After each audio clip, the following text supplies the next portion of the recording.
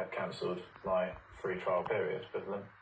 I felt really frustrated and almost threatened by them because of their intimidating behaviour. It was daunting. In July 2023, they had their day in court. Much to Dom's relief, UK Bride's claim was unsuccessful and its subsequent request to appeal was also refused. There was a huge sigh of relief when I walked out of that courtroom with a win and I was able to actually finally put this behind me. Back in Bootle, Joe and the rest of the club were hoping for the same outcome. If we lose at court, it'll impact us massively. Every penny counts in this club, so we just simply can't afford to lose. At the time, UK Bride told us it has thousands of happy clients and that many of them do renew their contracts after the free trial.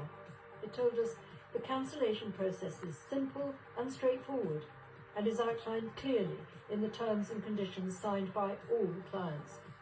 And it added that 100% of all free trials are stopped if the client has obtained a stop code before their renewal date.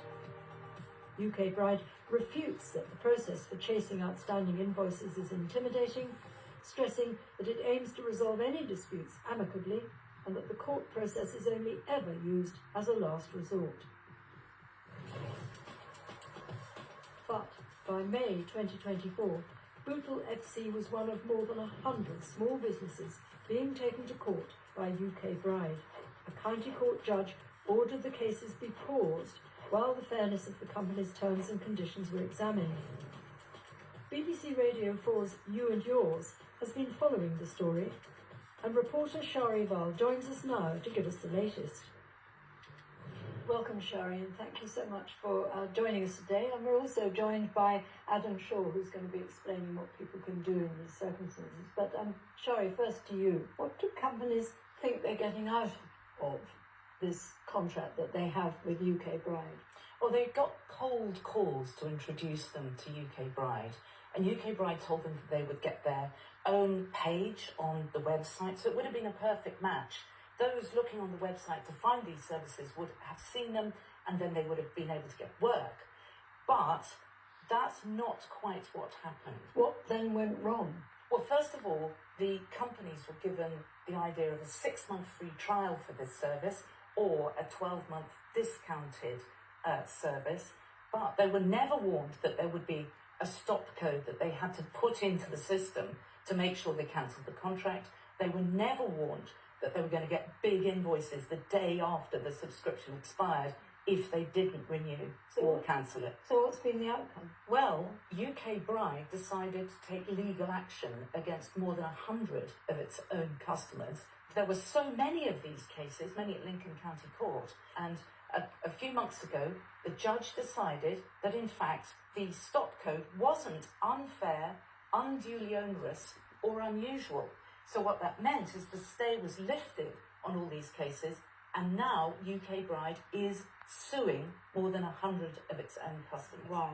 Well, Adam, I'd like to bring you in at this point. What's your general sense of what's been going on? To me, I think the issue, there is a bigger issue in the cases we've seen. Small businesses do not have the same protection that individuals do. This is a big lesson for everybody, right? If you are a small business, according to the law, you too are responsible for looking at those terms and conditions, and your only get out of jail free card is if the judge considers those terms to be unfair.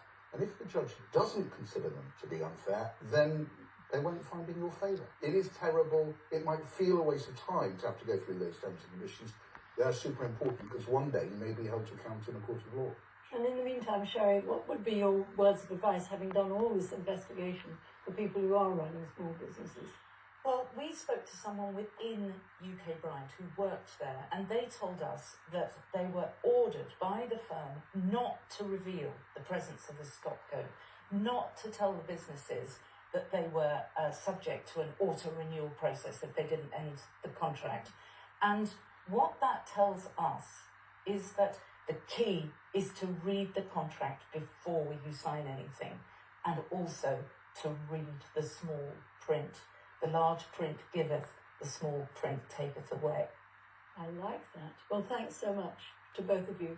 And if you want to hear more of Shari's brilliant investigation into this, then you can listen to You and Yours on Radio 4 or via the BBC Sounds app. We asked UK Bride about the latest legal action.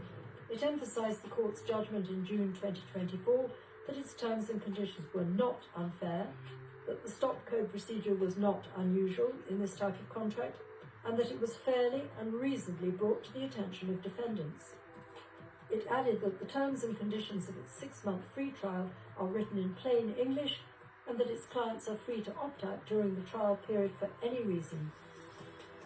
As for the former employee who claimed that they'd been told not to tell customers about stop codes or auto-renewal, UK Bride directed us to a previous statement it gave to You and Yours, stating that it would not respond to what it described as false information. In September 2024, Bootle FC told us it has received court papers from UK Bride, but is determined to fight the legal action, reiterating that despite numerous attempts, it was unable to obtain a stop code in the first place. So that's just about it for